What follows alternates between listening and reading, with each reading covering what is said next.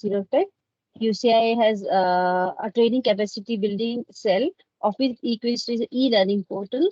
You may visit to our website www.qcn.org for more detail. So over to Meeta ma'am. Thank you so much. I wish you all a nice and interactive session. We have given a chat access to all the participants. So if you have any question, you can write in the chat box. And we will also have at the end of the webinar, we will have a session for question answer. So then we will take the question one by one. Thank you so much. Welcome, ma'am. Thank you, Kokila. So good morning, everyone. Before we start, at least for just let's say next 2-3 minutes, can we all turn on our cameras, please? Let's have a look at each other before we start off the session. We are 36 of us right now, or no? Meeta ma'am, I'm not giving access to all the participants for enabling their camera and mic because we have more than 360 participants.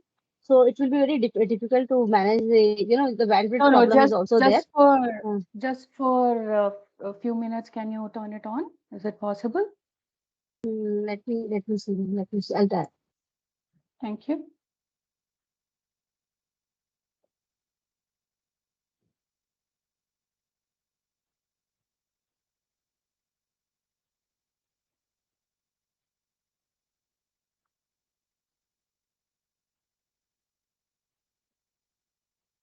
Few have actually raised your hands.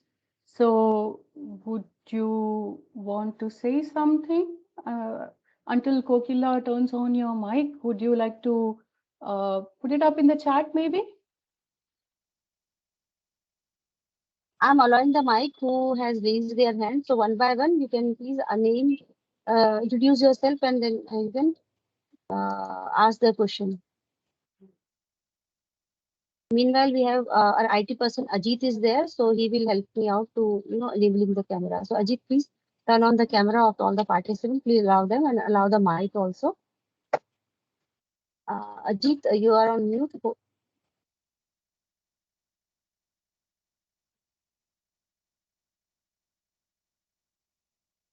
Yeah, Ajit, hope I'm audible to you. Ma'am, it is allowed to everyone now. Okay, thank you so much. So the camera is allowed, and those who have raised hand, please introduce yourself and ask your question one by one, please. Yeah, thank you so much.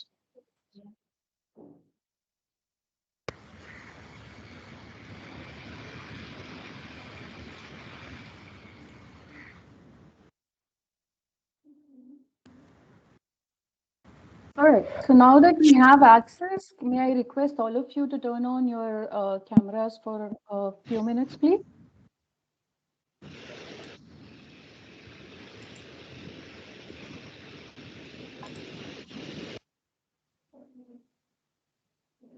Looks good.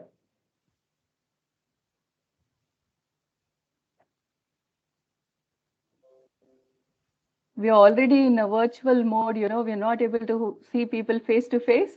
And even in virtual scenario, if you're going to turn off the camera, it's going to be extremely difficult to connect, right? So that's the reason. Thank you so much, everyone. Lovely to see you all, and looking forward to the next 2 hours with you all. Yeah. So before, I request those who raised hands to ask their queries. I would like to set some expectations, about the session here, and then we can go off camera, okay? Or whoever wants to stay back, please stay back. No problem at all. Yeah. So couple of things that we may want to remember is that this is a 2 hours webinar session. So we will be talking an overview of risk and change management processes. That's point 1, right? And the point 2 will be, I'll be giving you a few generic examples to understand the concept. During the Q&A session or after the session, if you are interested to talk about your industry specific or your project specific or your domain specific examples, I'm open to talk about all that, after the session is over. In this 2 hours, I want to make sure that the objective, which is to inform everyone about what risk management is, what change management is. That is what we are going to accomplish. Okay. The mics might get disabled a little later. So as Kokila said, raise your hands and Kokila will help us unmute you. Also, if you have any queries, please. Now they can unmute themselves also, ma'am. Yeah, Peter, ma'am. Sorry Okay, to great. interrupt you. They can Very unmute good. themselves also. They have given the option. So please, All once right. you finish your question, please mute yourself once again. Thank you so much. All right.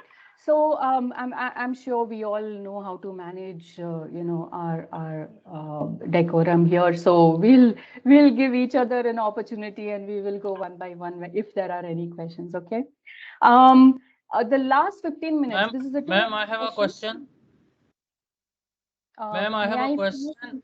may Yeah, I is complete this first? Yeah. okay? May I complete? Yeah. Thank you so much. So lost the track of thought. So yeah, so this being a 2-hour session, my objective is we at least have 15 minutes at the end to discuss all the queries. So I would request you to please hold on during the session. Allow me to complete the material that I have created for you for the next 1.5 hours, and then we will come back to the group discussion. All right. So that's that. These are the few things that I wanted to set expectations on. So before we start, yes, anybody who has to say good morning to all other than bombarding with questions already. So please go ahead. Good morning. Yeah, good morning, everybody. Good morning, everybody. My name is Dr. Sunil Thaman. I just wanted to ask whether this webinar is based on ISO 31000. Also, yes. Okay. All right. Perfect. So I think the audio testing is done. You all are able to hear me. If everything is good and clear and we can start, give me a thumbs up. Good. I only see a few thumbs up. Can we have more active participation? Good. All right. Perfect. So Yeah, you I'm going want to. two thumbs up or one single thumbs up? Anything is fine. Whatever makes you happy. See, usually these concepts are a little dry. Okay. Yeah. So having a better interaction really helps. So that's all I'm trying to do here. Okay. So I'm going to go back. I request you all to kindly mute yourself. Allow me to take you through the material that I have for you. And I'm hoping that you will get a good understanding on what risk management is, what change management is, and then we'll come back to the group discussion. Yeah. All right. Everybody is able to see my screen. And I'm going to start now. Okay. So first of all, the objective of this webinar, as I mentioned earlier, will be to give you an overview, a very precise understanding on what risk management and change management concepts are. And with that understanding, you will get the confidence to apply these concepts in your routine work. Okay, so that's my objective. So we will be talking about certain key terminologies. So tomorrow, if you're going to tell I attended a webinar on risk and change management, you should be able to talk in that language also. So there are a few terminologies that you should know, and we will discuss about that. We'll also discuss about the requirements to establish a robust risk management in an organization. And this is where the 31,000 comes into picture, the ISO standard. So we'll talk about that. We'll also talk about a high level process on how a risk management in an organization looks like. Okay. And same way how a change management process looks like. And at the end, we will have some group discussion on industry specific examples, coming from your side. As I mentioned, I will be giving you certain generic examples to understand the concept first. Later, I'll hand over the session to you all to give your industry specific examples. Yeah. And I do see you guys come with so much of experience. I think not just questions. If you have any experience with you in performing, certain risk assessments, please do feel free to share at the end of the session. Okay. So moving on, first of all, what is a risk? Okay. So as human beings, we have a tendency to perform risk assessment by default. Whether we are planning a trip somewhere, whether we want to take up a new job, whether we want to do higher studies, whether we want to relocate somewhere, whether we want to travel from a point A to point B, doesn't matter. It's a very natural and basic tendency for us to perform a risk assessment, and we do it, subconsciously. And thanks to COVID, the COVID era that we are living in these days, even before stepping out of our home, we do a little bit of risk assessment without even, us knowing that we are doing it. We carry a sanitizer, we carry masks, and, we want to ensure that we don't catch this, horrible disease that's going on, right? So risk is something that's always there in our mind. A few of them are risk takers, meaning they have high tolerance, they accept risks. At the same time, they are prepared to face the consequences. Few of us are no to risk. We want to sail safe, so we want to take all necessary precautions possible. Both are perfectly good way of leading anything. But the point here is, or the wise way of doing things would be to accept calculated risk, or to take calculated risk, and we'll talk more about those things. Okay, so risk is nothing but uncertainty in achieving any objectives, right? So that's a one-line definition of what is a risk.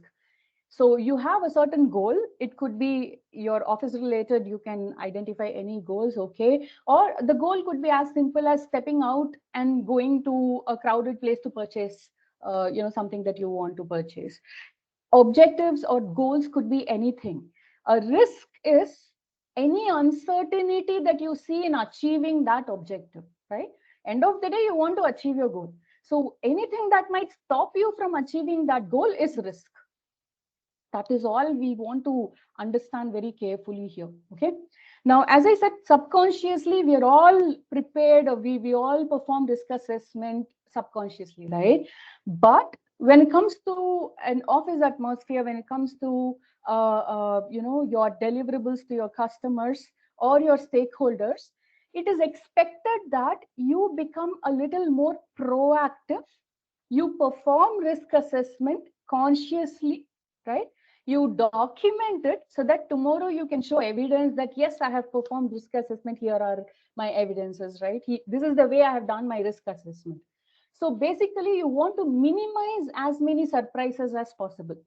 And your goal here is to meet your customer requirements or meet your stakeholder requirements. That's your goal, right?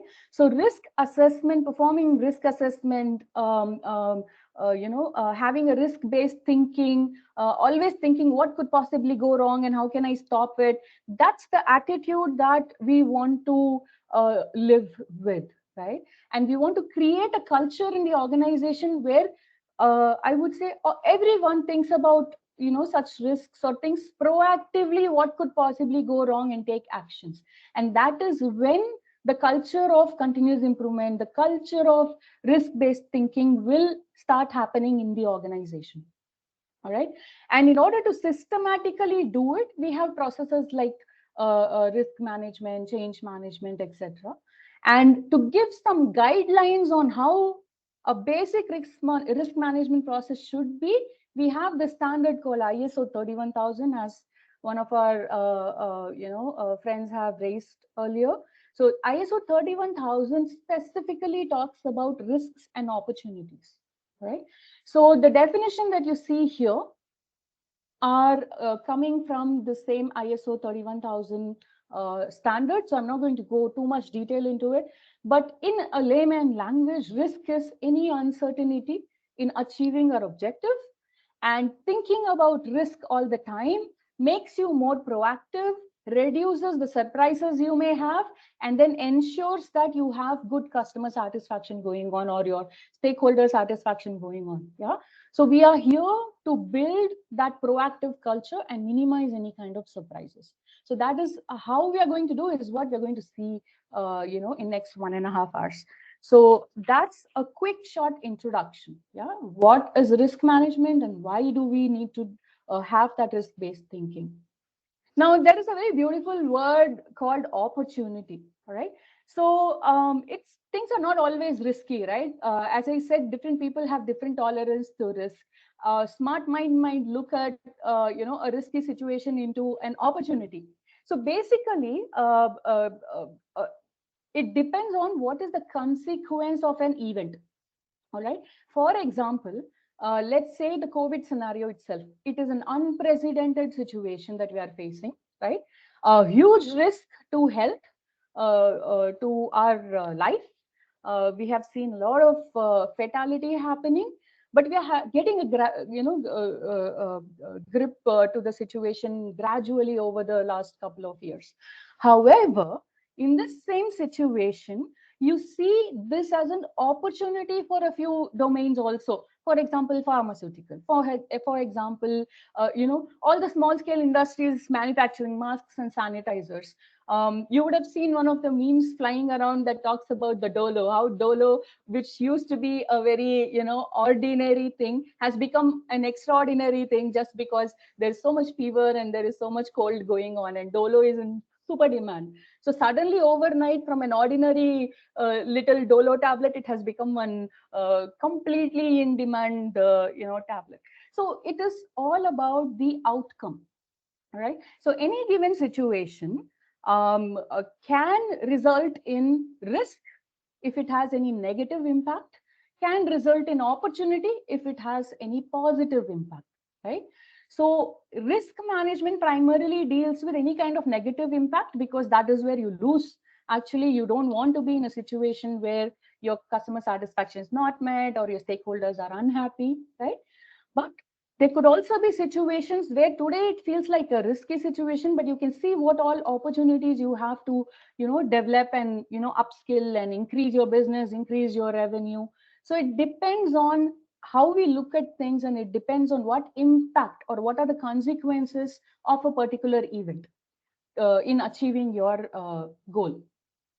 So here, with COVID, I've given you one example wherein, while it is a very risky situation for our health, there are certain sectors who have been benefited also. It's an opportunity to improve or increase their business, right? So similarly here, which is another example, it actually talks about, let's say there is a, heavy snowfall happening. Of course, for the people who are living there, it could be a risky situation in order to, step out of the house, travel. It's going to be a little risky. But at the same time, if you are the owner of a ski resort, you are waiting for snowfall to happen, right?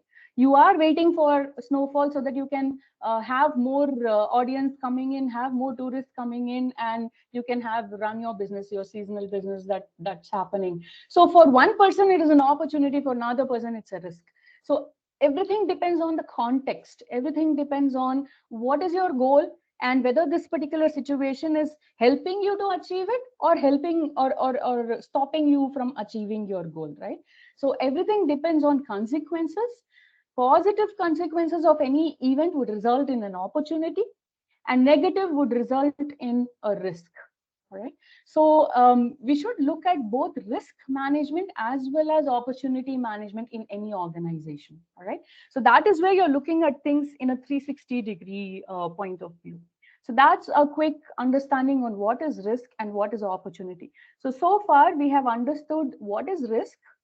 We have understood why we should have, why we should focus on a risk management approach.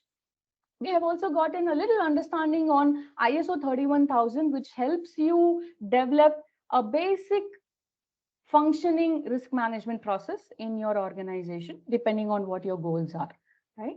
We have also seen what is the difference between risk and opportunity, and we have seen a couple of examples around it, right? So keeping these things in mind, I would like to say that while 31,000 is specifically related to risk management, it gives you a detailed understanding on how to establish risk management in your risk management process in your organization. What are the guidelines? What are the steps that you should follow? It gives you a quick understanding. It gives a simple process flow also. However, You take any ISO standard, you will find a clause that talks about how well is your risk management in the organization. If I go with a very basic, mother of all standards, which is the quality management standard 9001, there is a clause that's going to ask you, what is your risk management process? How are you managing your risks? What actions are you taking, right? So while 31,000 is specific to risk management, every standard, whether it is an ISO standard or it is a derivative of ISO specific to your industry, it is going to ask you about risk management. Okay. So basically, all these standards help you to gain your customers' confidence. All right. And if the standard, whoever is going to audit you is going to check, oh, you have a wonderful risk management process, all your team members understand it and they are performing this assessment and taking actions, they're going to give you a good rating on that and your customers are going to be tension free. Okay, fine. These guys are going to take care of my deliverables without any problem because ISO has certified them, right? So any standard you take, risk management is one of the critical topic. And recently, it has become extremely critical. Having a quality management system and having a risk management system are the two main things that any auditor would look at as soon as he steps into your organization, right? So we are basically looking at, do you have standard way of working and do you have, a proactive thinking mindset so that if your standard way doesn't work out, do you have actions in place? Even at multi-location and multi-country operations. Mostly the Middle East. May I request you to go on mute, please? And I can relate immediately because very recently we had the Women's Day celebration. In fact, we have to. Kokila, would you mind placing everybody on mute, please? And it was quite surprising. We had more than 46 or 47 nationalities working. Yeah, done now. Perfect. Thank you. Sorry for that interruption, team. All right. Going back. So these are the standards, and by taking risk-based thinking into an organization, we become more proactive rather than being reactive. We'll talk more about what's proactive, what's reactive in just a few minutes. Okay. And basically, at the end of the day, whatever is our goal, we want to reduce any kind of challenges that might come in, any surprises that might come in that will stop us from achieving our goal. That is what we are trying to achieve here. Okay. Moving on, risk-based thinking. Now, this is a term that is a little fancy these days. It's something that we use to drive certain kind of culture in any organization. Basically, what we are trying to say is how conscious are we? How proactive are we in anticipating what might possibly go wrong?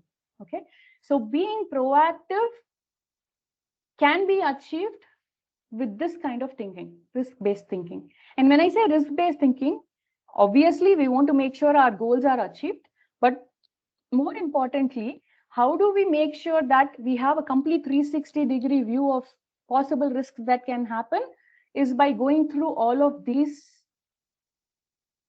You see here, there are certain factors into picture. So you look at safety risk, you look at financial risk, environmental risk, people-related risk, stakeholder or customer-related risk, any other market competitions that you have, project-related risk or contractual risks, right? These are a few examples where possible risks might pop up, all right? So you might think that everything is fine, I've set up things properly, my team is all set, we will achieve the goal, right?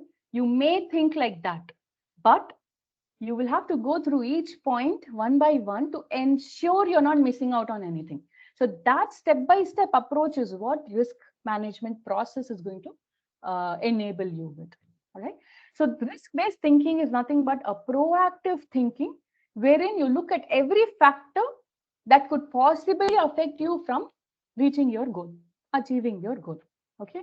While you're doing that, you also look for opportunities where possibly we can increase business, where possibly we can upskill our people, where possibly we can, gain more reputation benefit, or we can gain more confidence with our customers, right?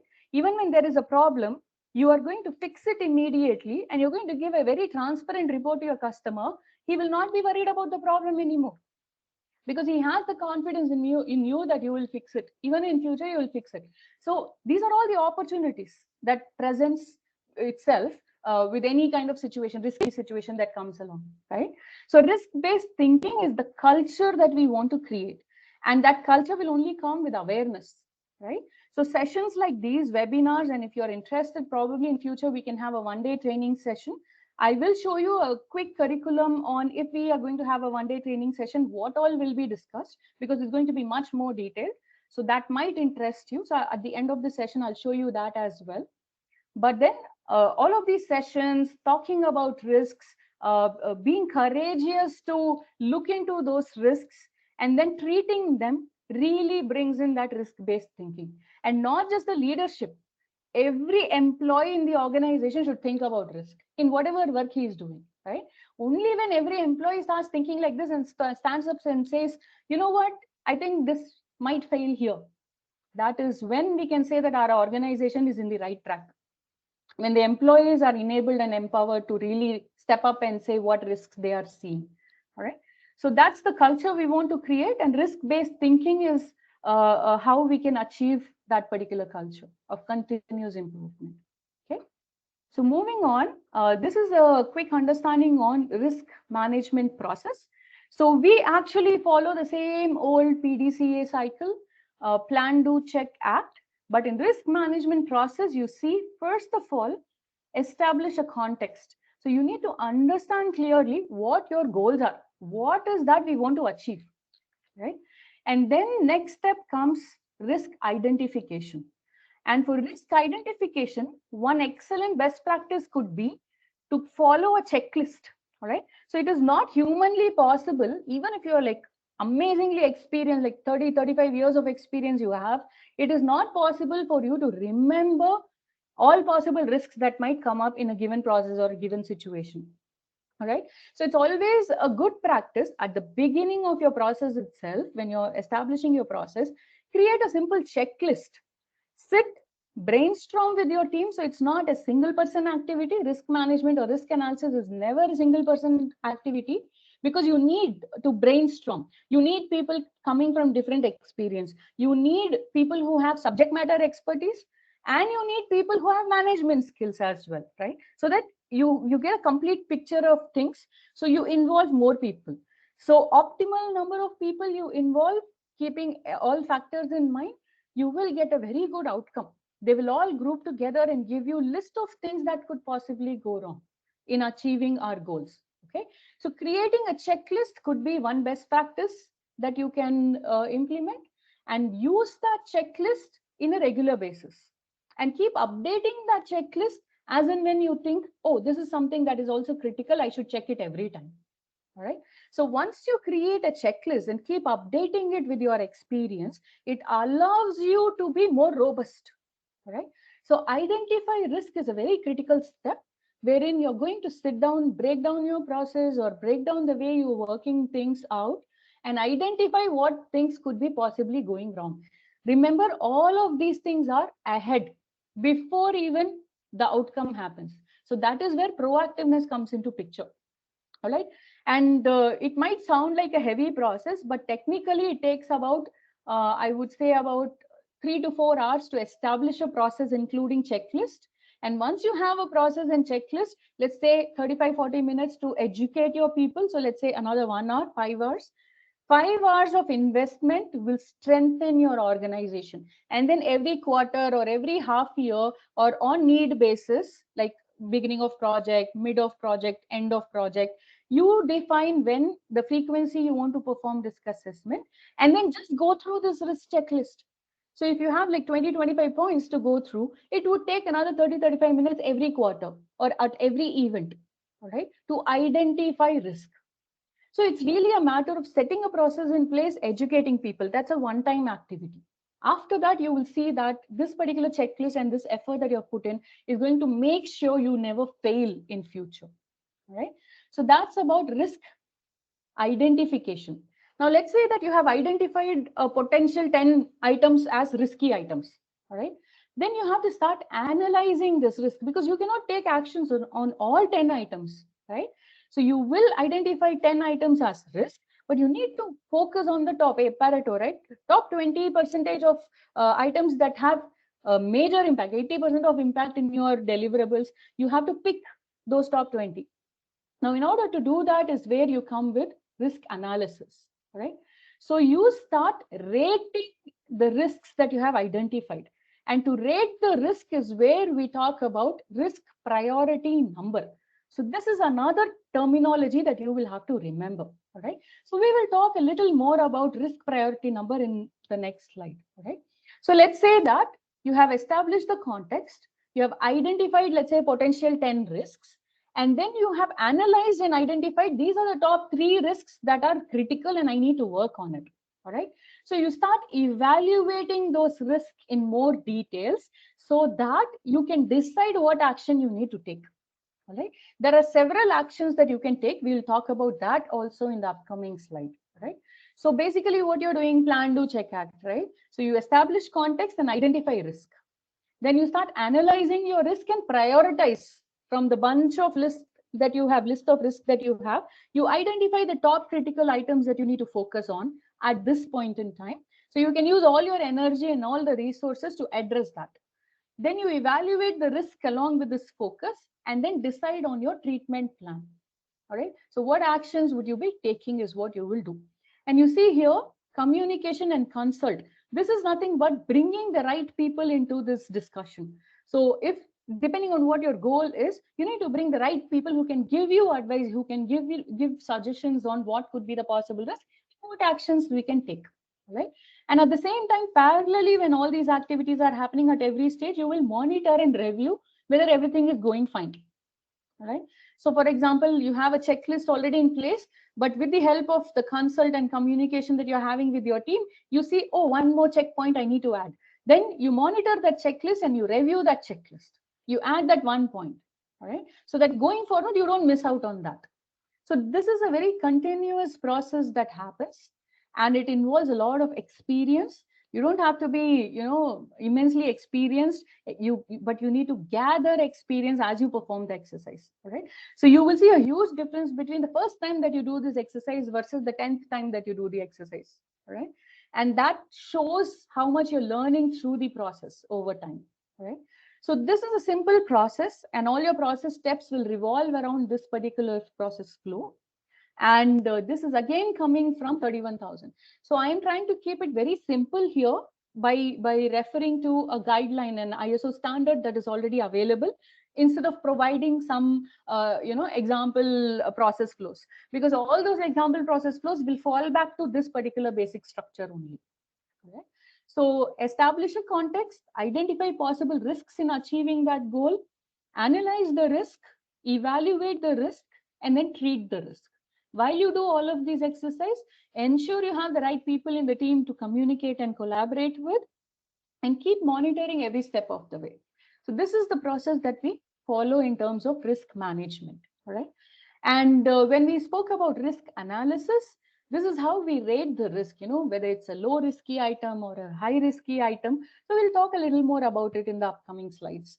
And what you see here as Scamper, which is a short or an abbreviation for the various treatments that you can do. You can either substitute a particular activity or process step with another one, which is less risky, or you can combine a couple of process steps or activities to make sure the risk level reduces, or you can adapt a new process, you can modify the existing process, you can put a different process into use, you can follow a different process which is less risky, or you can eliminate the risk by completely stopping a certain activity, or you can change the order in which you do certain activities. So Scamper is a very, very simple lean methodology actually, which you can apply in deciding how you want to treat a particular risk. It's a very simple approach, and this is just one example.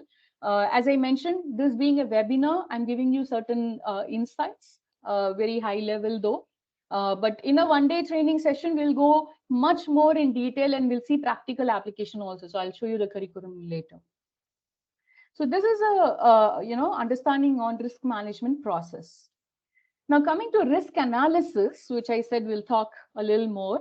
there are three items that we need to remember. One, the consequence. The second, the likelihood of occurrence. And the third is detection. So when I said risk priority number, you arrive at that number by multiplying three things. Okay, severity, occurrence, and detection. So you actually, under severity, you see how severe would be this risk. Okay, what will be the impact on my outcome, whether it is a highly severe or whether it is moderately severe or it is low severe, right? Less severe you can ignore for now. So that is an assessment that you will do after identifying those 10 items. Checklist may say, from checklist you have already picked up, these are the 10 possible risks, right? Now you have to bring that list of 10 to 3, and that is where this risk scoring system comes into picture. All right, so risk priority number is severity into occurrence into detection, right? So consequence or severity is nothing but what will be the impact on your output. Occurrence is how frequently would this particular risk or failure happen. All right, how frequently we might come across this particular risk. So likelihood or the frequency is what we are assessing here. And detection meaning you might already have certain controls in place. All right, so if any failure happens, you know this is happening, you have checks and balances in place. So if the detection is there, then you give a little low rating. Basically, detection is there, I don't have to worry. If something happens, it will highlight immediately and I can take action. So the surprise level will be very less. That is what we are trying to do here. All right, so once you have the consequence rating, it's a specific number you give, you have occurrence rating, and then you have detection rating. You multiply all these three, and whatever number comes up, the higher the number, the more critical it is. All right, so the higher the risk priority number, it should reach the top of your critical list, and you will pick that as top 3 or top 4 or whatever for immediate action. Right, so this is how we perform risk assessment. So the key terminology you should remember here is risk priority number, coming from severity multiplied by occurrence rating multiplied by detection rating. So RPN is what we say, risk priority number, severity, occurrence, and detection. So that is what you see here. All right, now going back to the process, you have established context. Using a checklist, you have identified your risks, and then you have analyzed your risks based on risk priority number. And now you're going to evaluate those risks. After analysis, now you have top 3, you start evaluating it. All right, so you evaluate the consequence, you identify what happens. As we discussed earlier, if there is a negative consequence, you term it as risk, and these are the possible actions you could take. Okay, so 4 T's. So in this slide, your takeaway should be 4 T's, which is tolerate, treat, transfer, or terminate. You either accept the risk and say, no problem, I understand. When the risk occurs, I will take care of it. You will tolerate it. All right. Otherwise, another action you can take is treat the risk. When we say treat, you have to come up with a clear action plan. You have to come up with 2 types of action plan as listed here. Either, not either. In fact, for high critical risks, you need to have a mitigation plan and you need to have a contingency plan. Now, what's the difference? It's very simple. You take any preventive measures. This risk that you're anticipating should not happen in reality. That's your objective. Okay, so you're anticipating your car might break down, get it serviced, make sure you have spares in place, make sure that check engine is there, make sure your fuel is all up to the required levels, and make sure that this risk of breakdown does not happen at all. That is what is called mitigation plan. Okay, so you are ensuring the risk remains as risk, it does not get converted into an issue. All right, so reactive is you have not bothered about the risk, you have not taken necessary actions, and you are in a situation where your car or bike is broken down midway. Now it is no longer a risk, it is an issue. You are facing the issue, you're facing the consequences. All right, so that is where contingency plan comes into picture, because we believe how much ever mitigation plan you put in place, there is always an element of surprise. So we have to be prepared is what we are trying to understand here. Okay. So risk-based thinking is being proactive and being prepared. These are the two things which are very, very critical. All right. So contingency plan comes into picture. Okay, fine. Even if the breakdown happens, my impact on the end goal should be minimal. Let's say you're rushing for an interview or a very critical meeting, you should be on time. Doesn't matter whether your bike broke down or not, right? So what is the contingency plan? You have someone in speed dial, you know, to pick you up immediately, and they know very clearly you might be calling, right? Or you have a cab or an Ola booked immediately. You leave the bike and car for now and you reach. End result is being at a certain location or attending to a certain call or customer or client, ensuring the goal is achieved. All right. So mitigation plan is a more proactive approach. You address the risk before it even converts into an issue. And in case the issue occurs, you know what actions to take immediately. All right. So you're reducing the impact of this particular risk, even if it tends to happen. All right. That is how prepared we should be. That is what risk management helps you to be. And as an organization, the more prepared and the more proactive you are, the more customer confidence you have, the more better business you have, the more employee satisfaction you have. Because let's say you don't have any such plans and suddenly some issue happens, we get into firefighting mode, we start involving all the people, leave everything, work on this, right? We are creating an environment of stress. So if we are not prepared and we are not proactive, it will result in stress, and that will result in poor performance. Yeah. So the whole idea of risk management approach is to make sure that there are minimal surprises. First of all, issue should not happen only. You identify risk and treat it. If issue happens, we know what actions to be taken and we quickly do it. In fact, every building, every organization, they make sure that fire drills all happen. And they make sure that right from construction, what material is being used, what kind of electrical system and plumbing system is put in place, all mitigation actions are taken to ensure the building is fireproof, right? A fire doesn't break out. And so much so that we also educate our employees in case of fire breakout, what to do, where to rush, you know, where's the assembly point, how to deal with the fire, how to save yourself and then save your team. We identify, squads who take care of such situations. We make sure that proper actions are in place. And by any chance, let's say all mitigation plans have failed and there is a fire breakout, everybody knows what to do. Okay, it's not a surprise. Everybody knows how to handle that situation. End of the day, goal is zero fatality and zero loss of infrastructure or loss of goods or loss of any kind of loss we are talking about here, right? So that's our ultimate goal. And risk assessment ensures we have a good mitigation plan and a contingency or a fallback action plan in place, right? So that's how we treat our risks.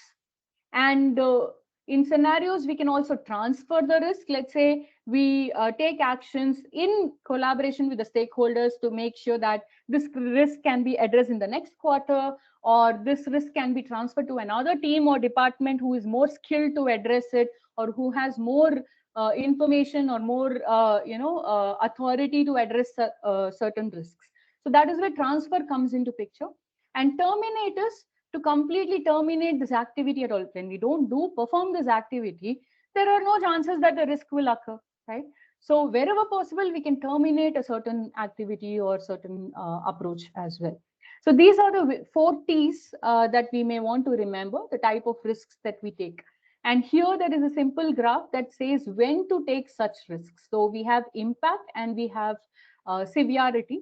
So low impact, low severe, we can tolerate, right? It has very little impact on the end result, and tolerable or severity is also very minimal.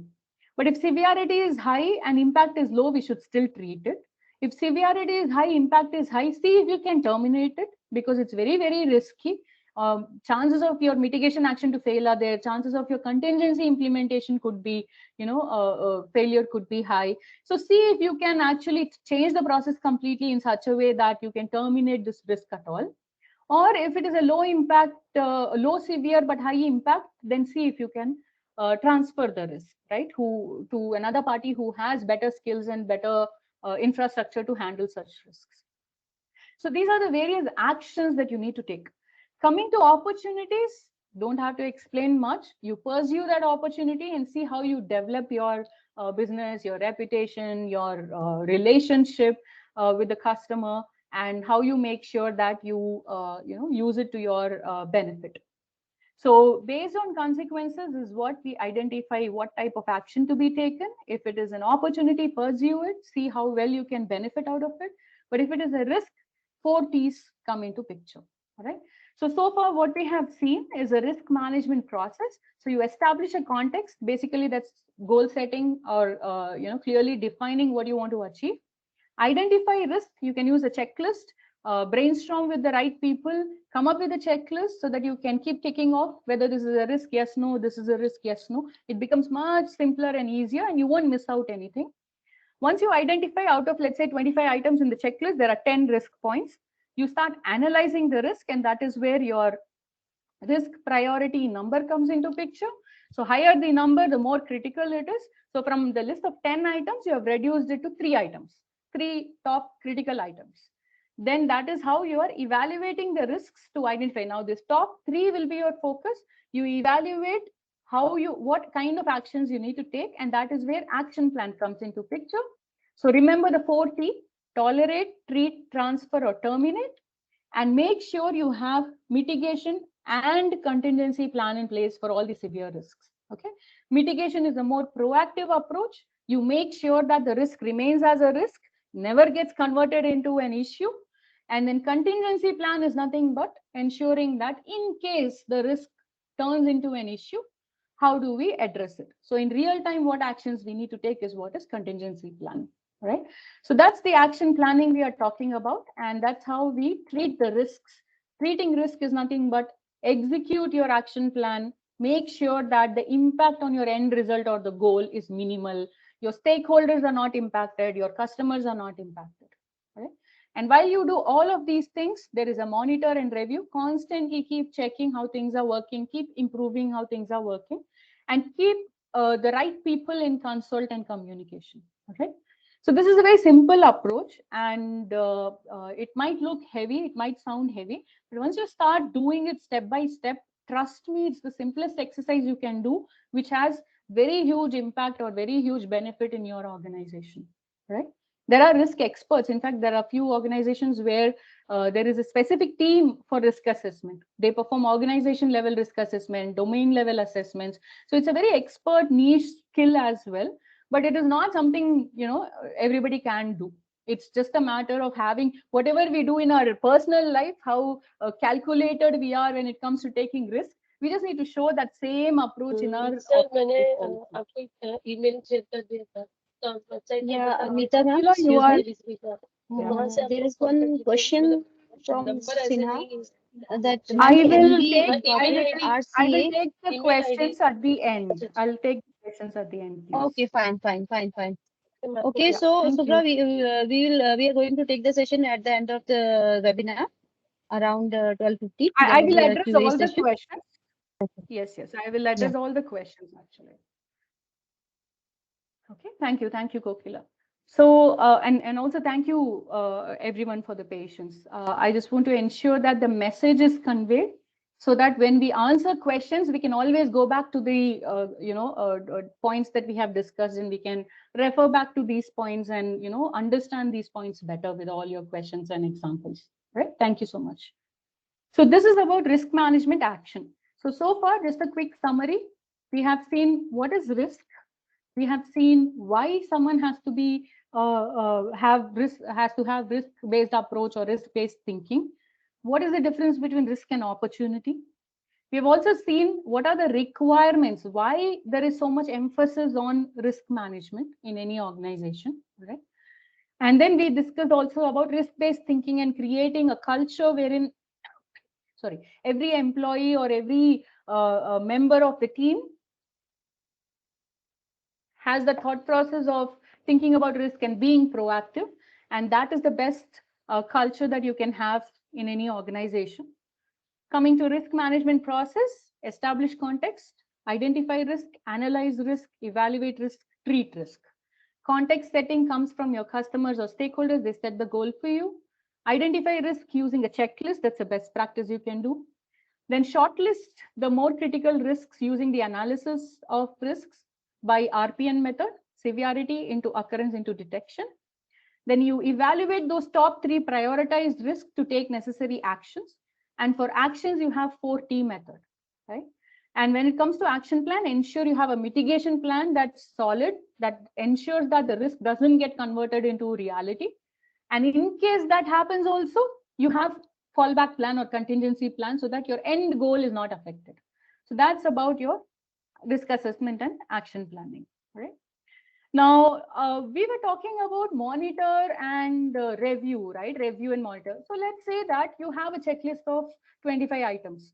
And over a period of time, you realize that these are the 2 points that we should add in the checklist also, and we should monitor this regularly. Or you can say that these 3 points in last 10 assessments, these 3 points have always been a no, it's a no risk item. So why we should have 25 point ka checklist? We can always reduce it to 10 or 15-point checklist, right? So any modification that you do in your checklist, whether adding points or removing points or modifying it, it is always better if it is done using a systematic approach, because it's not just one person, right? There is a group of people in the team who perform this activity. So everybody should have the same checklist in place. There should not be 2 people using some old checklist. There should not be some 3 people adding their own list of items and doing it. There will be so much inconsistency and it will affect your performance. There is a tendency to lose out on certain critical points. There's a tendency that you will miss out on some important risks. So change management comes into picture. Basically, change management is nothing but ensuring a systematic way of making any changes and recording those changes. That is what is change management. Okay. So in this example, let's say for the checklist, you have created a basic checklist. Call it version 1.0, right? Tomorrow, when based on your experience, your team's experience, you want to modify anything here, you need to go from 1.0 to let's say 1.1 or 2.0, depending on the change that you're making, all right? And in future, once you release this 2.0 checklist, everybody should use the same 2.0 only, right? So ensuring a systematic approach to managing changes will make sure there is consistency in our performance and we are always up to date, right? There is no confusion in the team on what to do, how to do, what to use. Those confusion and all will go away. This will reduce a lot of stress. This will reduce a lot of rework, and this will improve the way we deliver to our customers. Okay. So people dependency will reduce. Whether it is a Mita or whether it is an XYZ doing the assessment, they're going to use the most recent risk assessment checklist. So this way you're reducing people risk also, right? So change management is very critical to be established. It's an underlying standard process that will impact all your processes.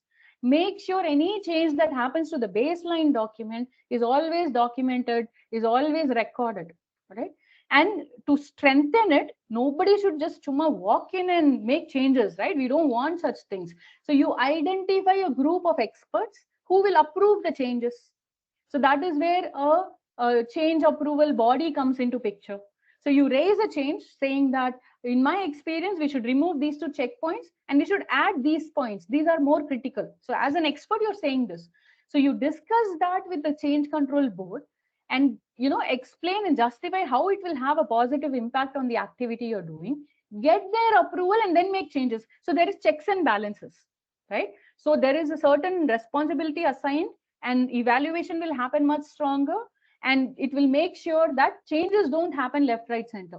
Only the necessary changes, only the positively impacting changes will happen in the checklist. All right.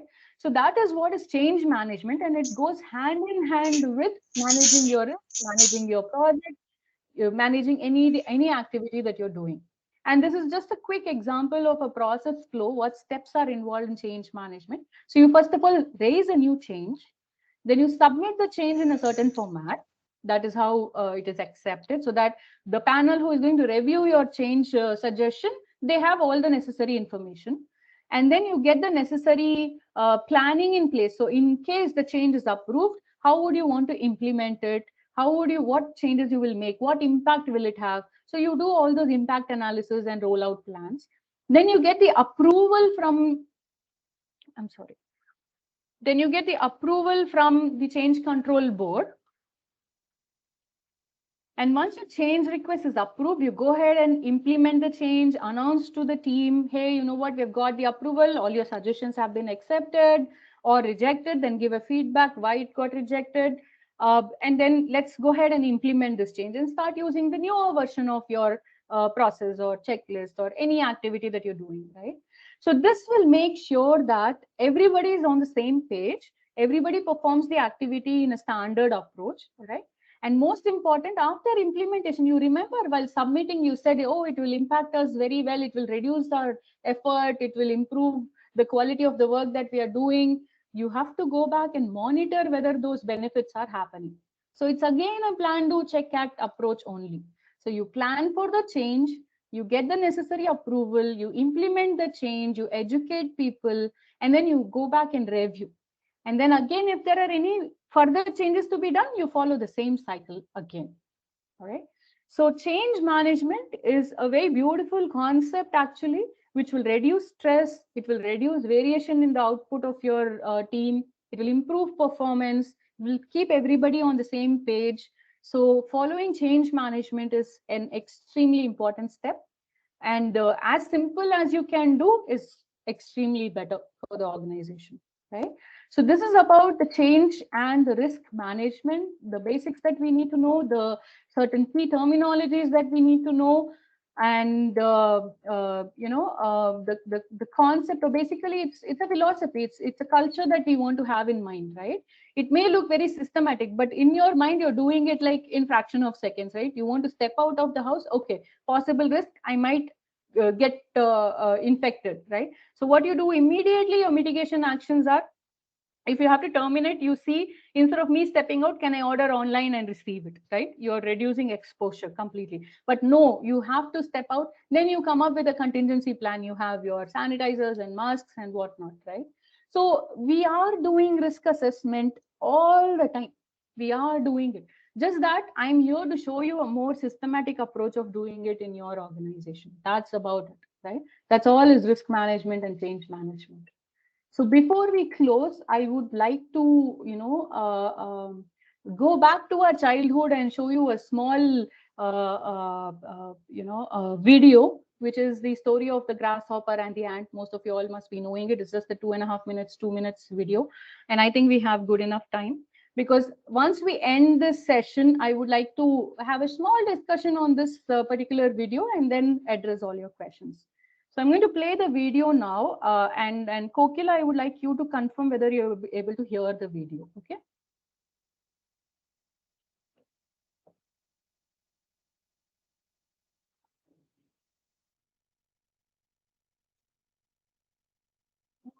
On a time, the grasshopper was playing his The guitar. sound is coming. Okay, so I'll go ahead and continue playing this. It's just a 2 minutes video, so we'll just give it a little focus. Yeah. The grasshopper sat under a tree and played happily. He saw an ant working very hard to gather food. The grasshopper laughed at the ant and said, "Your silly work, fun with me." "No," said the ant, "I am gathering food for winter. You must do that too." "Ha ha ha!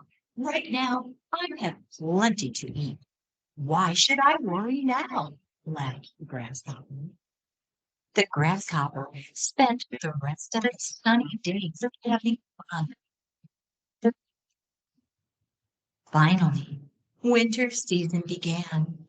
The grasshopper shivered in the cold and had nothing to eat. Everything was buried under the snow.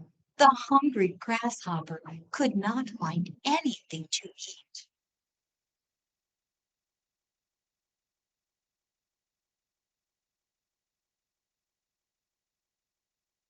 He went to the ant's house and knocked.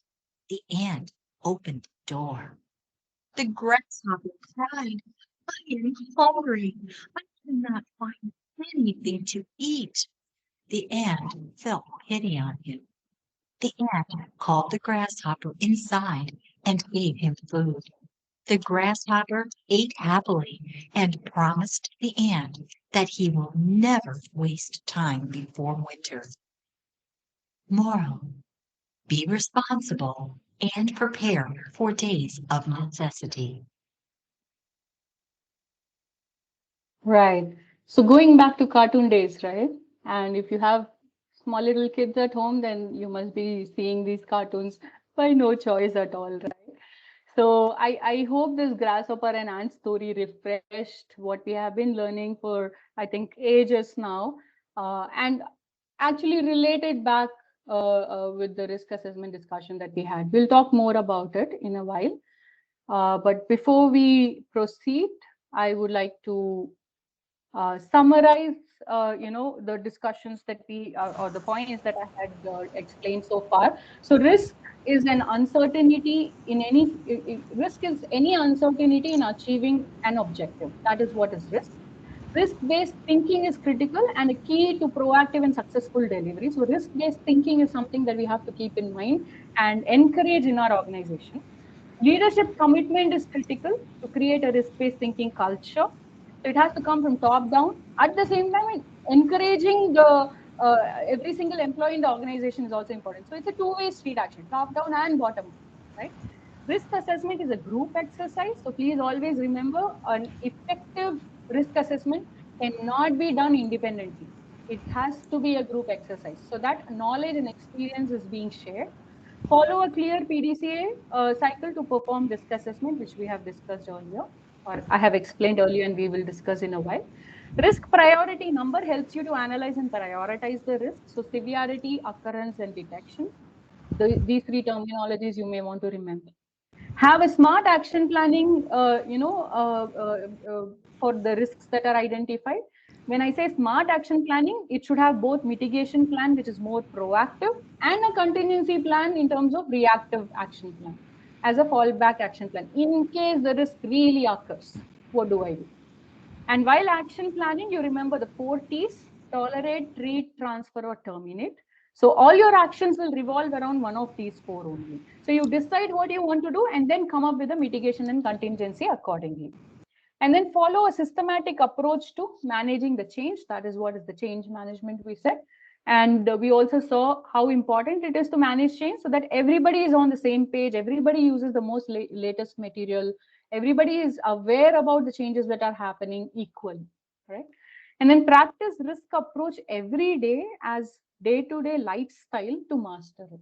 So just a 2 hours webinar or a 1 hour training session might not really help you. You may gain the theoretical knowledge, but ensuring that you practice this day to day. So when you're even thinking about stepping out or thinking about, possible long travel, you think about risk, right? Next time you do that, you start giving the terminologies to it. Okay, right now I've identified my goal. Now I have identified my potential risks. I have prioritized the risk. Once you start doing that, no, you will become an expert in no time. All right. So that's a small tip from personal experience that I'm sharing with you. All right. So that's the summary of today's webinar. And I was talking to you about the one-day training program. So if you're interested, then we could possibly think about having a one-day session in which I would like to keep it a more interactive training session with breakout sessions as well. So you get into group discussions and you come up with certain proper hands-on experience on certain examples. And we have a detailed discussion on risk management, change management, various components of risk and change register. So I'll show you how the checklist or the risk register looks like. And we can discuss about the industry specific examples during that one-day session. Along with that being more theoretical aspects, we will also do hands-on end-to-end practice. So right from, identifying risk up until coming up with mitigation action plans, we'll chalk those things out, take one example, one group, one example kind of thing, and we'll do some action oriented exercises there, right? And I could share a few references for future reading for yourself as well. So this could be the possible curriculum. Very much open to getting your feedback if you want me to add a few things more. And do let us know if you will be interested in a longer session, right? So with that, I conclude. These are my details, and Kokila has already given a good introduction. However, my LinkedIn profile is up to date for you all to refer. That's my number and email if you want to consult or contact. And now we have almost 40 minutes, which I feel is a very good time to have good discussion. So I'm open to take your calls now, or take your questions, queries. So yes, thank you so much. Hello, madam. Good morning. I Very am good. Raju speaking. Yes, sir. Please go ahead. I can hear you.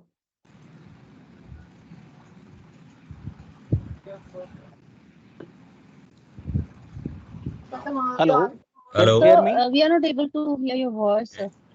Yeah, can I ask question? Yeah, it is coming very low, sir. Mr. Ganesh? Yes. Can I talk? Yeah, Yes, now yes, you can go ask the ahead. question.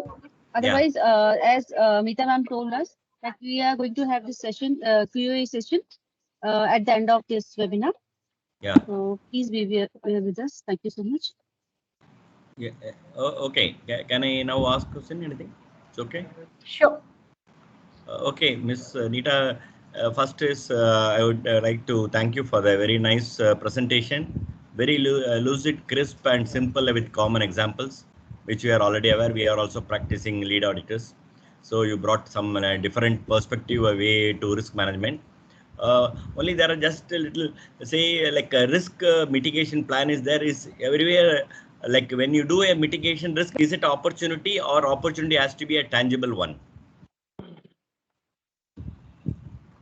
When you say tangible one, what are you referring to, sir? Like I can say, you are telling examples in the winter season, snow season, like some people get affected, some people get a good business. But Right. when you do control or control measures or mitigation plan in risk there, is it also it can be treated as opportunity or is it only a risk control there?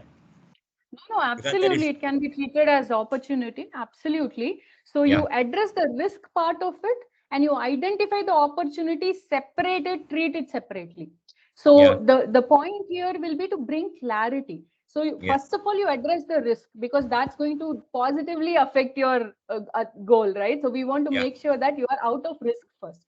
So you correct, come up with a mitigation plan, come up with a contingency plan, implement all that. But yeah, whatever identification of opportunity you have done, bring it out separately and discuss about it. So the point okay, here is to be able to effectively call out the opportunities. So we encourage the quality team or the risk management team in the organization to maintain an opportunity tracker also, yeah. so that those opportunities are treated accordingly, taken forward, discussion with leadership team on how to pursue it.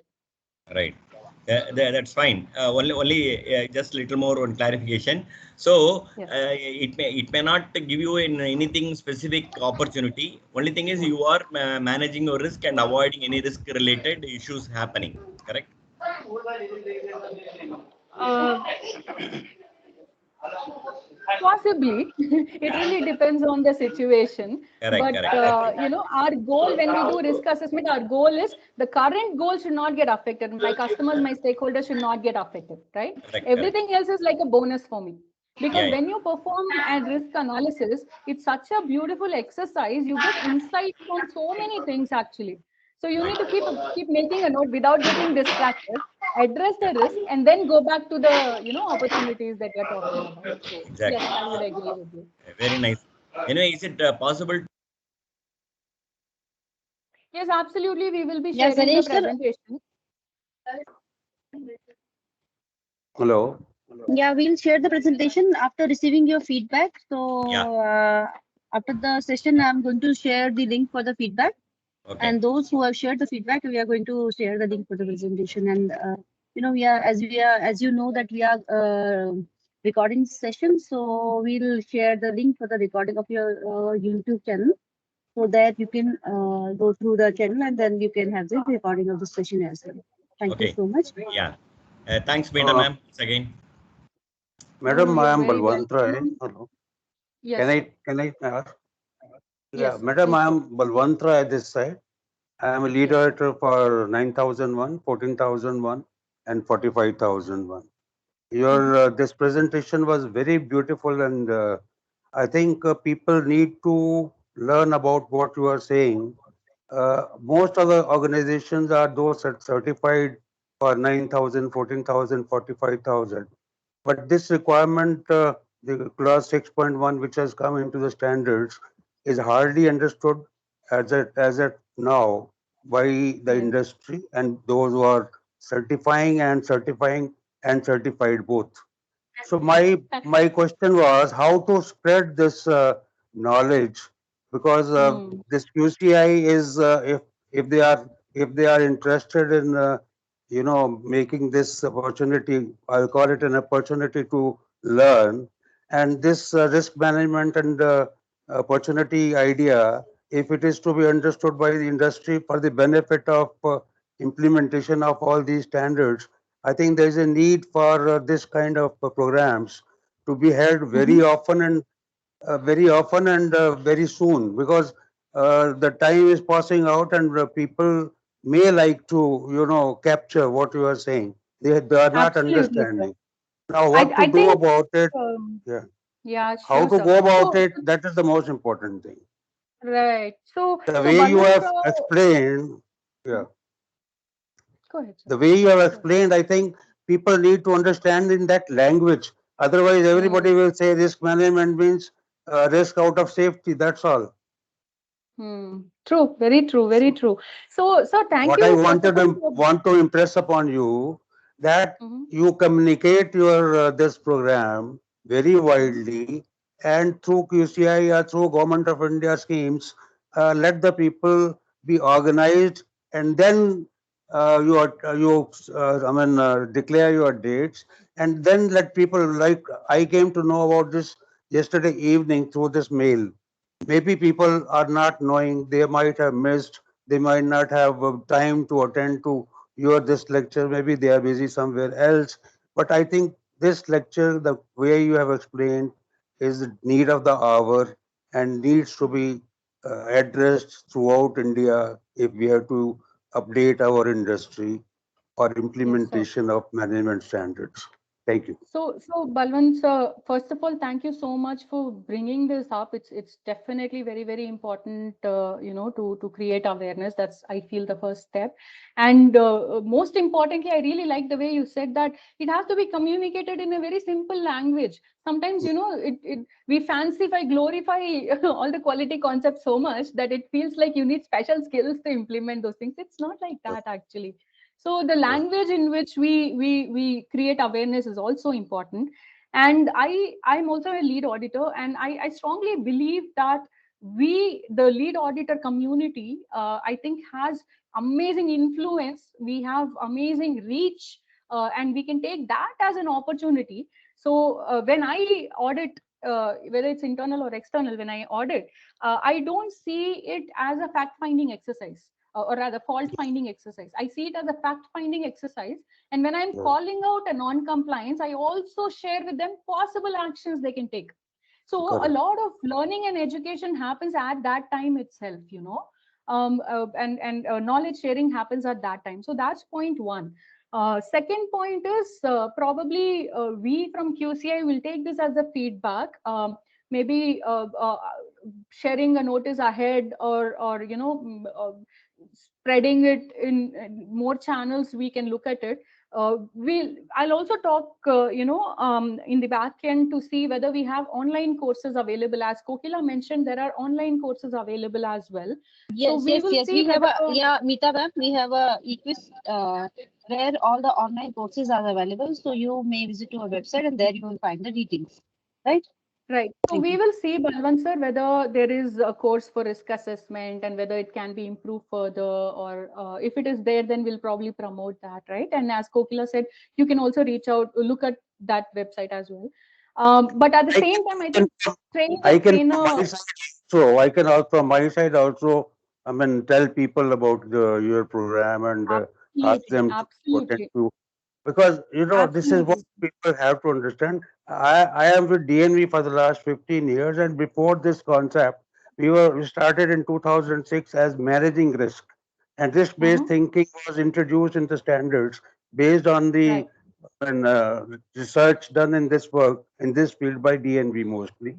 So Right. that way, though we have been doing this job for the last 15 years or so, but it is hardly understood in the industry. Even if I say it's 1% or 2%, I'll be too much to be under. I Right. mean, Right. to We really. can But definitely work out something, sir, so to uh, strengthen or create a pool of auditors and trainers who can talk the same language, train the trainer or something and spread across point is have that a more group of sessions. people should communicate and people should tell others knowledge sharing, and this should go Yes. in a very long way and very, strengthened way so that people really understand.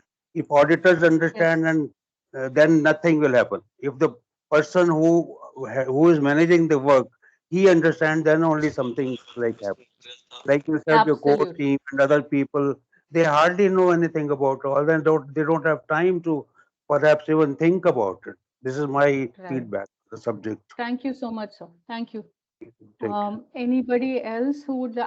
Meanwhile, I'm trying to see what questions are posed in the chat as well. So, anyone else who wants to add to this or say something, please go ahead. Someone has said, kindly introduce yourself. I think they joined a little late, but just to at least to let you know, I'm Meeta Asthana. I'm a quality practitioner. I shared my details so you can look up. This is my LinkedIn profile, which is up to date. There's my Gmail and contact information as well. So that's me. Thank you so much.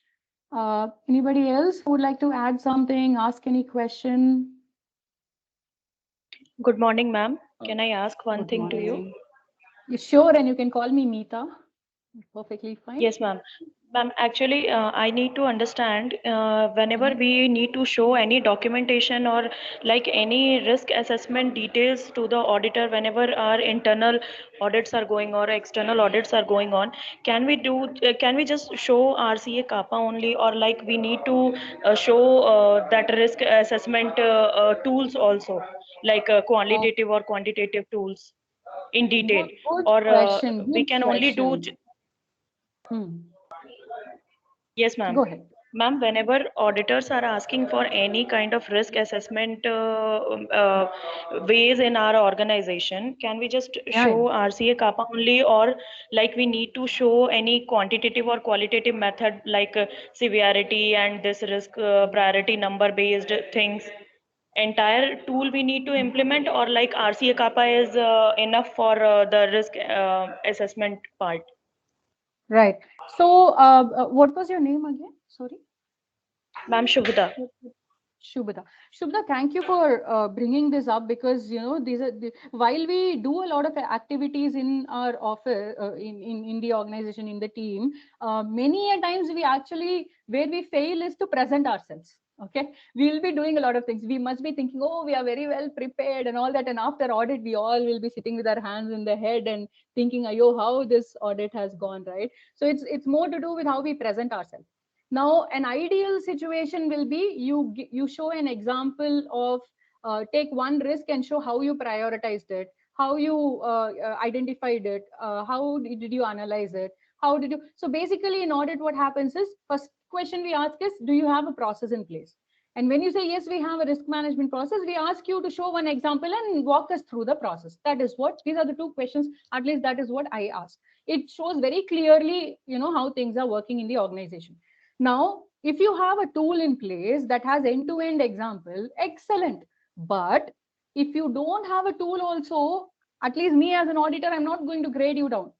Tools are all very over glorified. Okay. Tools will only help you to track properly. It will only make your process efficient. Okay. But compliance to the process is not dependent on tool. Let me explain that first, right?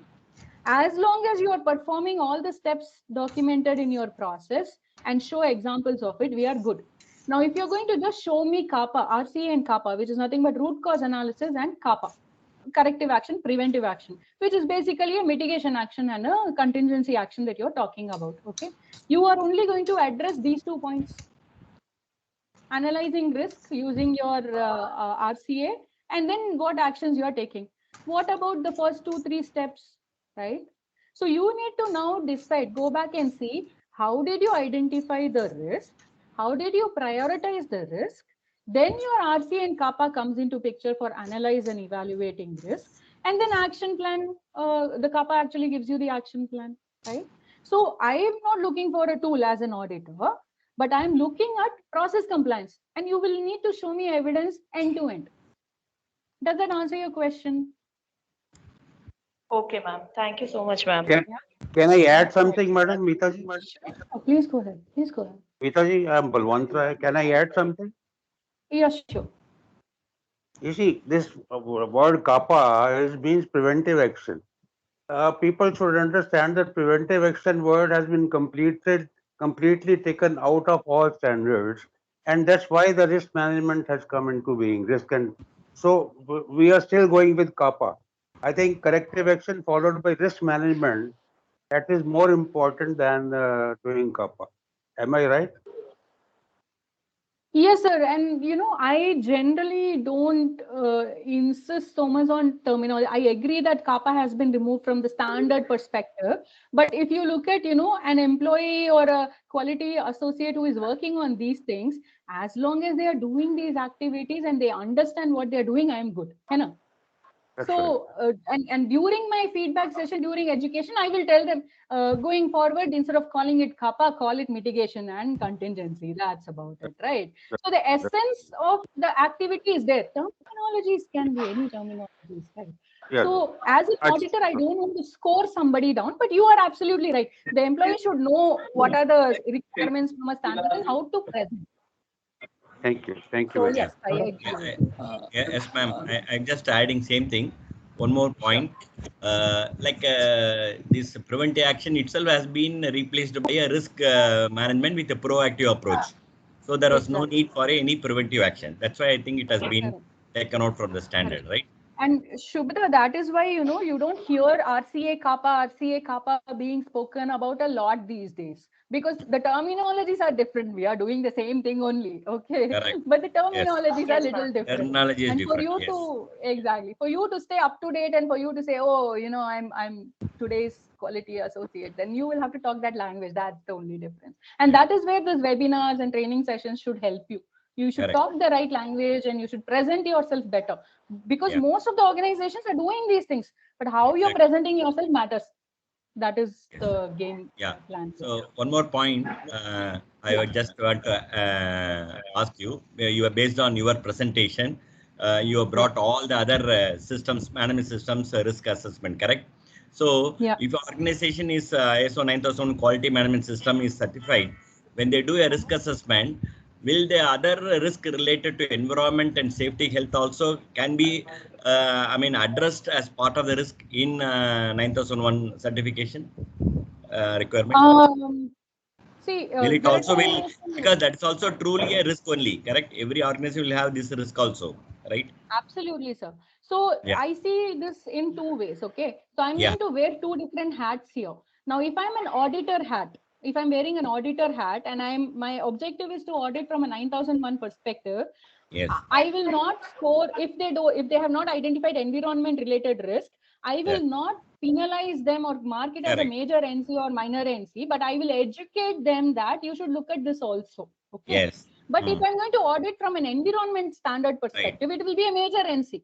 Okay. Correct. So as an auditor, my objective is very clear and I'm going to stick to that because I don't want to penalize the organization. Exactly. Now I'm going to remove the auditor hat and I'm going to wear the MR hat, okay, or the quality head ka hat of an organization.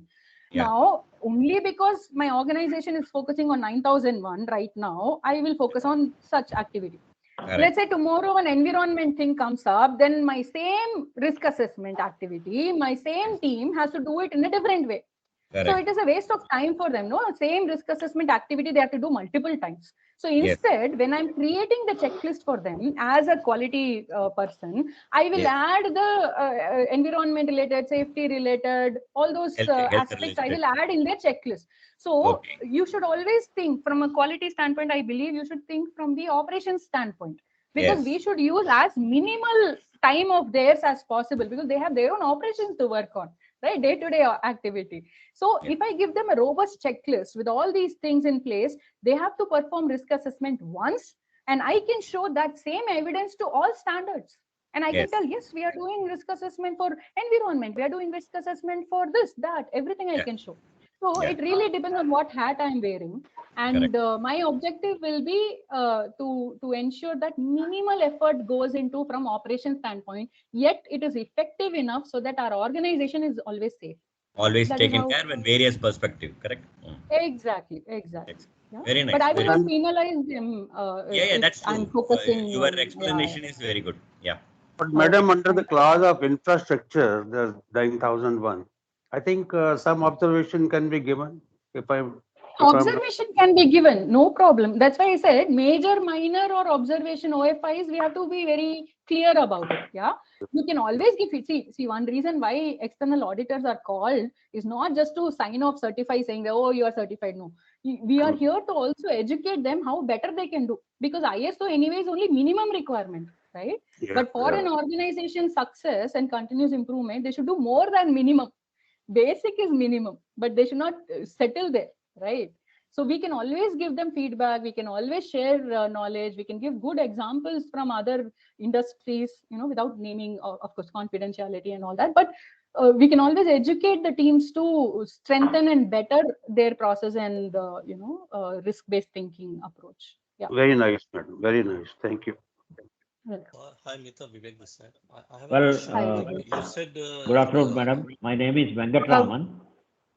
Venkat sir, Vivek has just started talking. I'll just hear Vivek out and then we will come back to you. Okay, thank you. okay. All right, sir. Yeah, Thank you. Yeah, so I Vivek. see this identify phase. I feel this is the important phase. But you say the Mm-hmm. checklist. Now, Mm-hmm. I asked this in the chat as well. What should be the criteria or what should be the defining parameters under this checklist? Because I feel if Right. we don't have the right tools inside the checklist, we will miss so many items and then this whole Exactly. activity will go on the derail. So, Absolutely, sir. Thank you, Vivek, for asking this question actually. And I would like to go a little few slides back here. Okay, here itself. You see various factors here, right? Safety, financial, environmental, personal, contractual. So you can keep these as factors. So you start going one by one in these, right? You can say, okay, safety related, what are the checkpoints I should remember? Financial related, what all I should remember? Right? So these can be your factors, and you can go point by point here and see what all checkpoints I should include in my checklist. Okay. You can also follow the Ishikawa or the fishbone diagram, right? The 6 M's: man, method, material, mother nature. So you can use that as your main header. Under that, you can say, okay, people related, what all risks do I have? Potential risk. So like that, you can create checklist. All right. So keep it simple. Go with these 8 points, or go with that 6 M's or 8 M's coming from fishbone diagram. So have that as your foundation, and start writing down the checkpoints based, which are relevant for the work that you're doing. So I would suggest that. And second thing that you need to remember, Vivek, is your initial checklist will always be incomplete. Huh? It will not be perfect at all. I can guarantee you that. And that is why exactly, we because say it's a C. once. I'm just, it's a Exactly. C. I am confused like where we start, which to left, which to pick. It's it's like In fact, diving inside the Vivek, sea. come up with a 5 point checklist also chalega. Start somewhere, right? You can just say, Right. are there any safety risk? Are there any financial risk? Are there any environmental risk? Just this 8 point, at least you make it your checkpoint, and start from there. So once you start asking questions, yes, I see some safety risk here. Then you start asking questions. Why? What kind of safety risk am I seeing? So only for the safety item, you start listing down, possibly this, possibly that, those kind of safety items. And this is where you need to bring people from safety background. They will be able to help you better. You bring people from the Experts shop from floor, that portfolio. experts, or shop floor, the people who are actually Yeah. working on the ground. They will tell you what all safety concerns that they are facing, right? So bringing the right team in for the right point matters, and start simple, start small, keep improving, and over time you will see, if you really do it dedicatedly, I would say just within 3 months you will start seeing a lot of difference. Actually, there will be so much of tribal knowledge that is existing in your team. Everybody has some experience and knowledge, right? You will start bringing them in some structured format, which will start helping everybody. So I think that will be a good start point. Thank you. Does that answer your question, Vivek? Yeah. Thanks for the clarification. Yes. Great. Thank you. Yes, sir. Venkat, sir.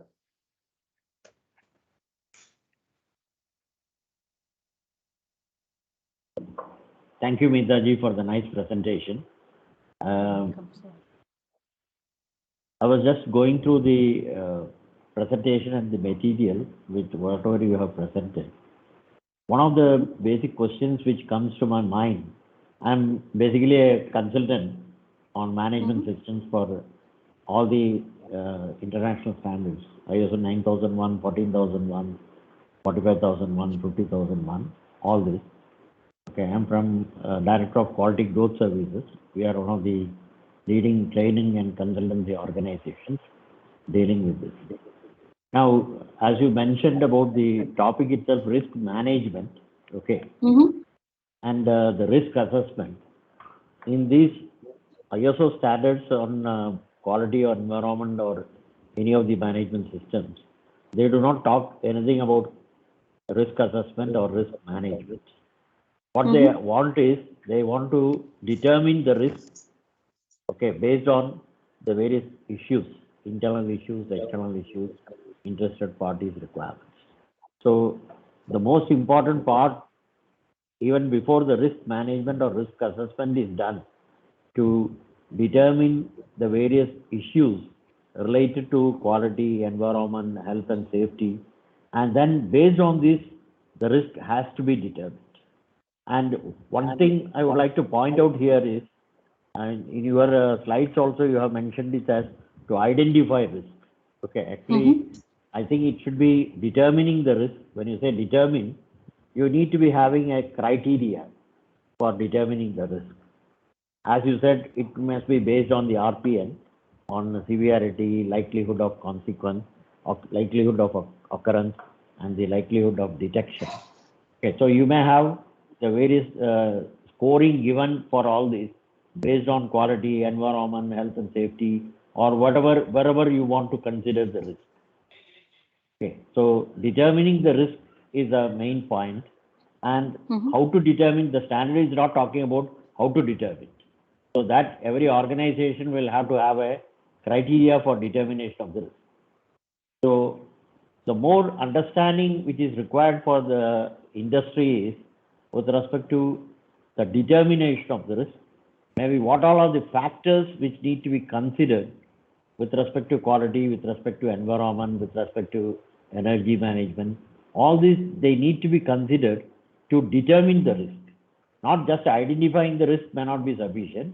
It has to be determined based on some criteria. I hope I could make this point clear with respect to this. Yeah, absolutely, Venkat sir. Thank you so much for adding, to what was discussed. Actually, I totally agree with you. We should determine the risk, but we just want to keep in mind also, based on our experience, based on my experience that I'm telling you, when we bring in a lot of criteria, sir, what happens is it starts limiting the thought process, somewhere. So what I believe in is, bring the right team together and allow them to just start talking about the topic, start talking, brainstorming, and it has to be a little semi-casual, I would say. And once we have good quantity over quality, right, to convert that, yes, absolutely, we should determine out of this master list of all the brainstorming ideas that we have gotten, or a list of risks we have gotten, how do we determine which ones are critical? And that is where, I would totally agree with everything that you have said. So yes. And in your and in the metrics which you have mentioned, okay, you have not mentioned the scoring which is related to likelihood of detection. You are given only with respect to the severity and the likelihood of occurrence, not with respect to detection. I could not find or maybe if you see here, sir, if you see my screen, slide Yeah. 20 may, likelihood of probability is the detection. occurrence, likelihood of Correct. detection. There is no scoring whether it is low, medium, or high. It is not mentioned at all in this. Okay, I'll improve the document, sir. As I said, this is an overview only. When we have a full detailed training, we can even come up with a tracker wherein we give these ratings and we can add those. Yeah. I think the concept wise it is clear, and the Yeah, nitty-gritties of it we can always get into the details later. Yeah. Yeah. This is the most So important. thank you, part. Venkataraman sir. Actually, we are in short of time. Other people are also waiting, and I can see lots of people have raised their hand. So we can take up the name one by one. Thank you so much. And if please introduce yourself first. But thank you, Virender Venkat sir. Narula. Madam, I am Virender Narula, professor at Mechanical Engineering at Manav Rachna. See, in automotive industries, we are doing FMEA, failure modes and effects analysis. I think that's sufficient rather than going for risk analysis separately. I would agree with you. I would agree with you. However, failure mode effect analysis is, I would say, a much more detailed analysis. And it really depends on the context where you're using it, right? If it's a simple process, you don't have to get into the detailed approach of FMEA. A simple risk analysis will really help, right? So it depends on the objective that we have, and risk analysis is one tool, FMEA is another tool. We can decide which tool will help us better in achieving our goals. So I agree with you. We don't have to duplicate our efforts. Okay. Thank you. No problem, sir.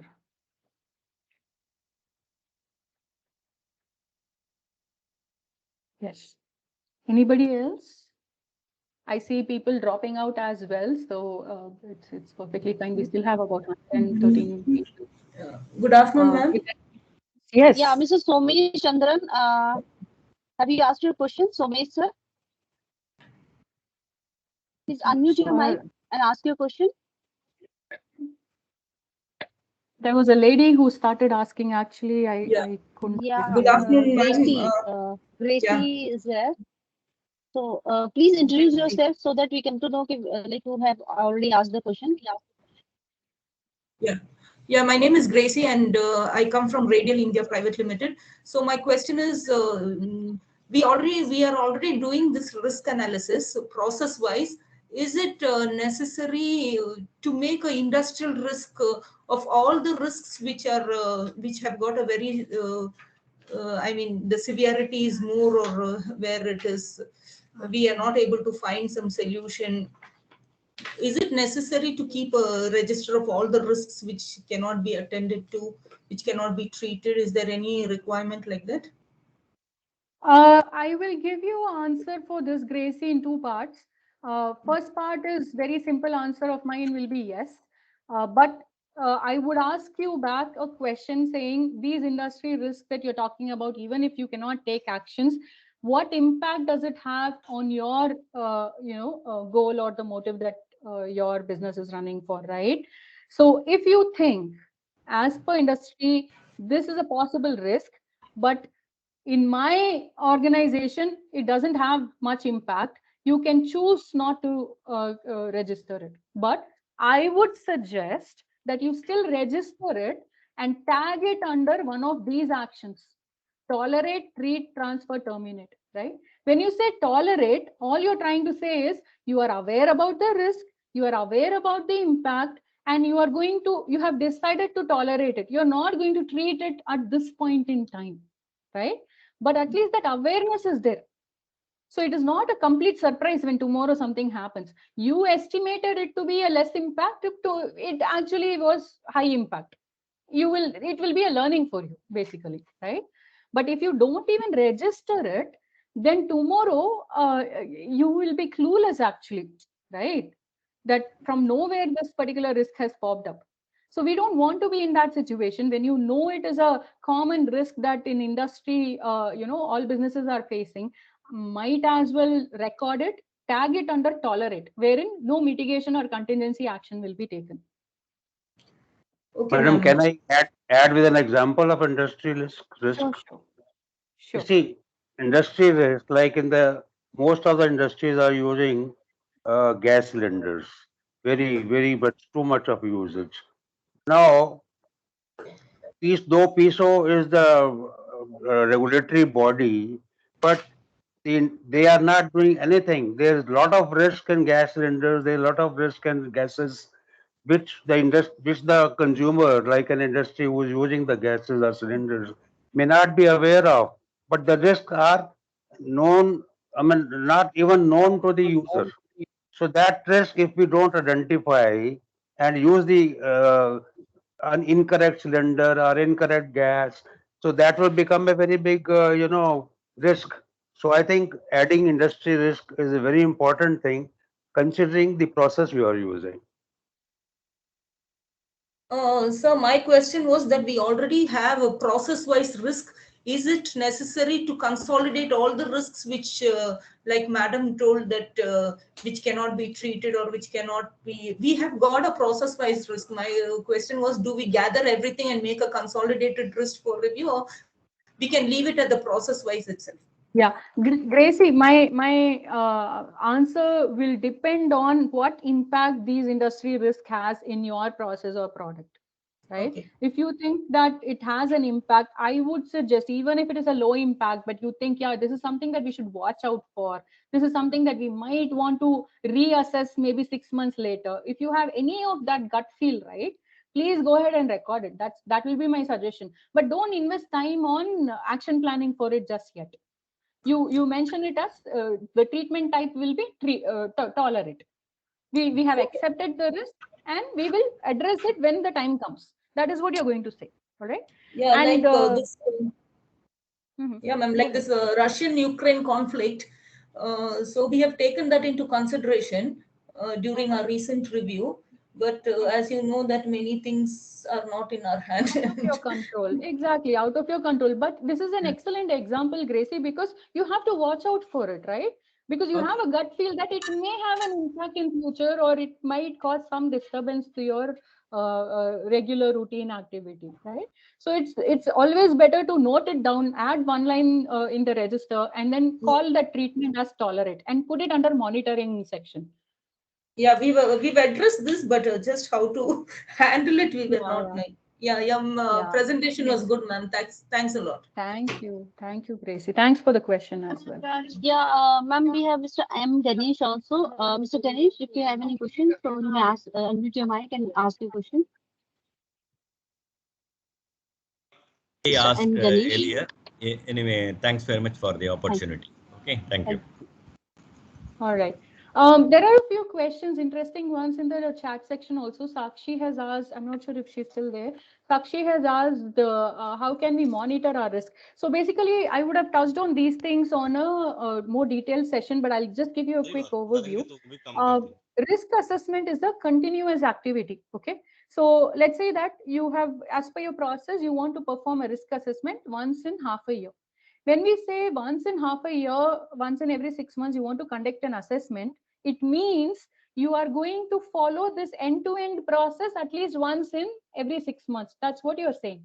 But when you come up with these action plans, right, mitigation and contingency actions, you have to monitor it depending on the severity, right? Whether a weekly review or a monthly review of whether you have implemented your actions, whether the risk rating, you remember, we have given one rating, right? Severity occurrence detection.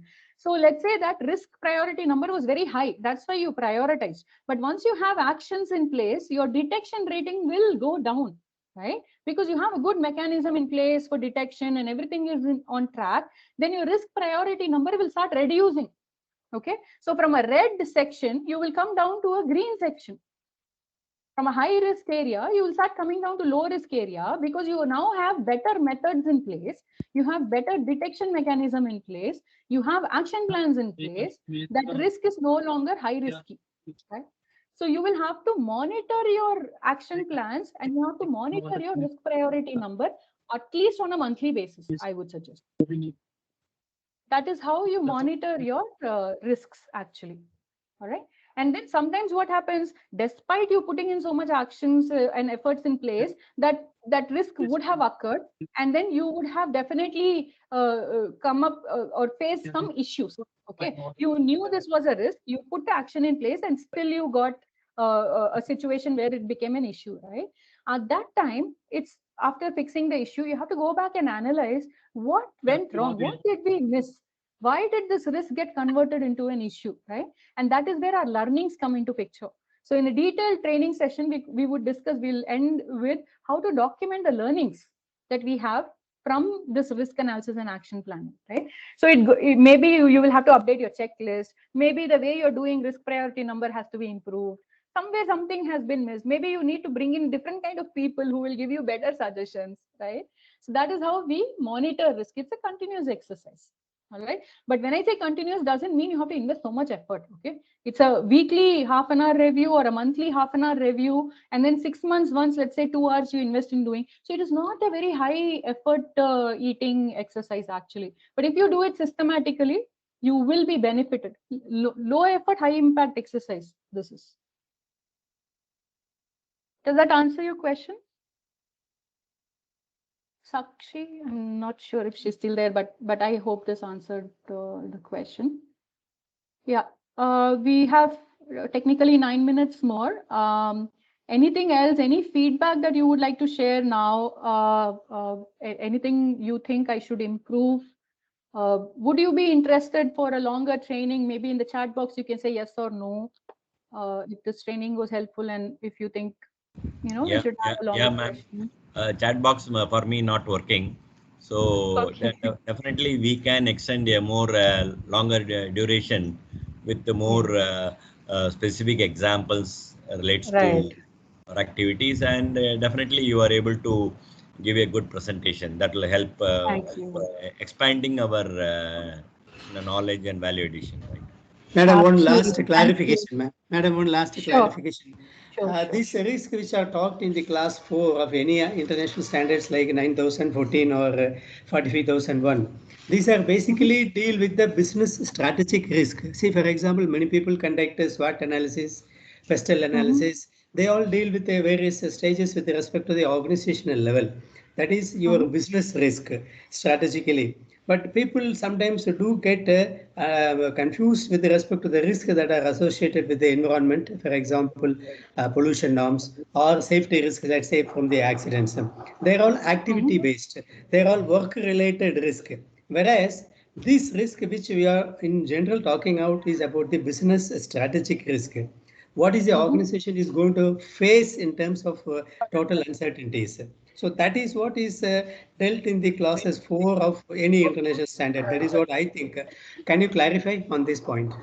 Absolutely, sir. Thank you for bringing this up again. I think it's an excellent point to discuss. And in my experience as an auditor, as well as an quality professional in an organization, we look at things in two ways, right?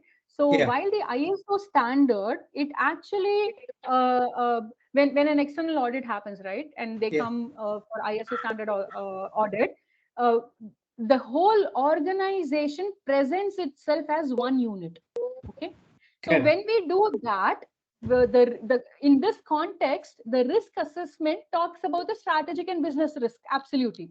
But what happens is when we do internal audit, right, we expect that risk-based thinking is prevailing in every department. Okay, so what we do is when we do internal audit, we don't do an org level audit. We do a function level audit. And in that context, risk management means how are you managing risk in your function? So what happens is, in preparation for this org level audit, we ensure every department performs this risk analysis. And if they identify that this particular risk is at their department level, they need to take relevant action. But if they think that this risk is at the organization level, they need to bring it up, and an organization level repository has to be maintained. So we are looking at two repositories. It can just be one tracker, but you can have one column that says whether it's a function specific risk or it's an org level risk, right? So again, I don't want to drive an organization from an audit standpoint. Okay, I feel that the organization should be audit ready all the time. It doesn't matter, anytime anybody can walk in and audit me. I am doing my job correctly. That is how the culture should be. Okay. Yeah, So you are keeping right. audit as not a priority, keeping our own organization safety, our own deliverable safety, I would prefer that each department does their own risk assessment. They identify department specific risk and then org specific risk. If it is org specific, in the leadership meeting it should be called out. If it is a department specific, respective department head can take a decision and decide the actions. So that culture has to be ongoing. So when I do an audit, if I'm doing at the org level audit, I still see what culture is prevailing within each particular department. Okay, it should not be that only because we want to get a compliance to particular clause, some list is maintained. It shouldn't be like that. It should be a bottom up approach. So that is how I look at it, sir. I hope that answers. Yeah. Thank you. Thank you. No, Yeah. no problem. Thank you.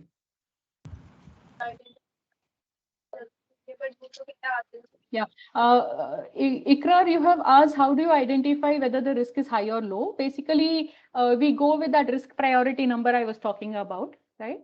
So the risk priority number will help you determine whether a particular risk is high impacting risk or low impacting. So maybe, we can discuss details separately, or we can, have that full day training to get into more details.